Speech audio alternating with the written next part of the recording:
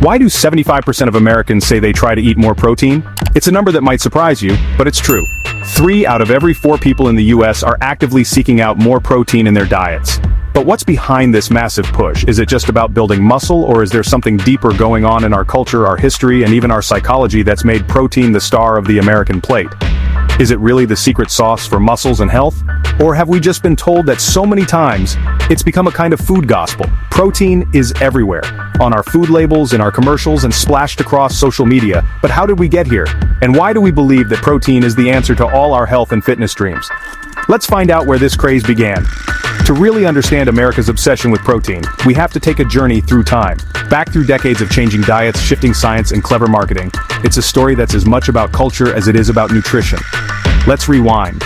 Way back to the 1950s. Picture a time when the American dream was all about the white picket fence, the family dinner table, and hearty meals that symbolized prosperity. Back then, protein wasn't just a nutrient, it was a sign of success, strength, and good living. Picture black and white ads telling everyone to drink milk, eat eggs, and chow down on steak for a strong body. These weren't just food choices, they were part of a national identity. Milk was called nature's perfect food, eggs were incredible and edible, and steak was the centerpiece of the American dinner table. Advertisers and government campaigns worked hand in hand to make sure everyone knew. Protein was the key to growing up big and strong. By 1955, Americans were eating over 200 pounds of meat a year.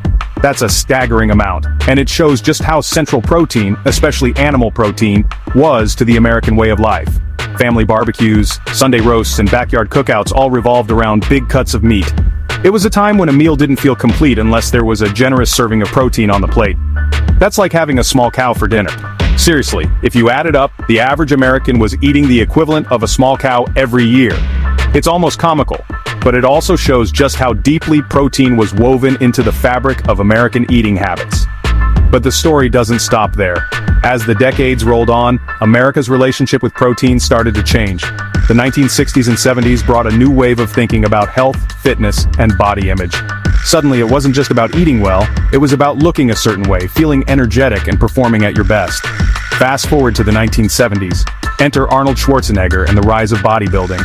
The fitness revolution was in full swing, and protein was about to get a major rebrand. No longer just the stuff of steak dinners, protein became the fuel for a new generation of athletes, bodybuilders, and fitness enthusiasts. Suddenly, protein shakes were cooler than disco. Gyms were popping up everywhere, and people were trading in their bell-bottoms for barbells. Protein powders, shakes, and supplements became the must-have accessories for anyone who wanted to look like a superhero. Arnold himself was a walking, talking advertisement for the power of protein, and millions of Americans took notice. Everyone wanted muscles, and protein was the magic word. Magazines, TV shows, and even cartoons started to feature muscle-bound heroes, all fueled by the promise of protein. The message was clear: if you wanted to be strong, fit, and attractive, you needed to up your protein game. Now, protein is everywhere. But it's not just for bodybuilders anymore. The protein craze has gone mainstream, and it's found its way into every corner of the grocery store. You can buy protein cereal, protein water, even protein pizza. There are protein chips, protein pancakes, and protein ice cream. If you can eat it, there's probably a high-protein version of it on the shelf. Food companies have jumped on the bandwagon, slapping protein on everything from granola bars to pasta. Walk into any store and it's like a protein parade. Bright packaging, bold claims, and numbers that promise to help you build muscle, lose weight, or just feel more energized. It's almost impossible to avoid the protein push, whether you're shopping for breakfast, lunch, dinner, or snacks.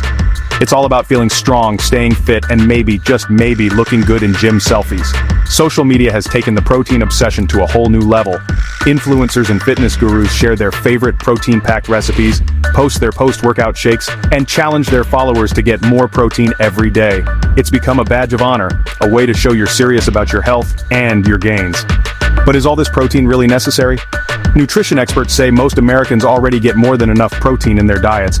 In fact, the average adult eats almost double the recommended amount, yet the demand keeps growing, fueled by clever marketing, celebrity endorsements, and the never-ending quest for the perfect body. So, is protein here to stay? Probably. The protein trend shows no signs of slowing down. As long as we're chasing strength, energy, and that elusive six-pack, protein will keep its place at the top of the food chain. Whether you're a fitness fanatic or just trying that new protein cookie, America's love affair with protein is only getting stronger. From breakfast to bedtime snacks, protein is the star of the show.